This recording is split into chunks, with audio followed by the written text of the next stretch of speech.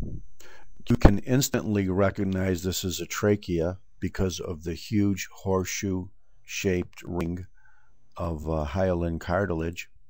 And you can almost as quickly recognize the fact that the mucosa is extensively hemorrhagic and ulcerated, in that practically in no area will we see a nice lining by pseudostratified ciliated columnar cells, but instead we see the entire mucosal aspect replaced by acute hemorrhage and inflammatory cells extending very, very deep, and some of the inflammation even involves the tracheal mucus glands, but the mucosa, at least in this section, is entirely destroyed. And this is a very, very, very severe hemorrhagic tracheitis. Inflammations of the trachea and bronchi are about as common in general as any upper respiratory infection, and that's indeed what they are.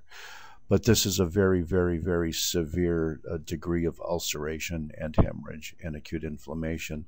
This is typically what you would see in a very, very, very destructive upper respiratory bacterial infection called diphtheria, caused by the bacteria Corynebacterium diphtheriae, discovered late in the 1800s by a guy by the name of Klebs and Loeffler, and it is one of the few bacilli that's actually gram-positive.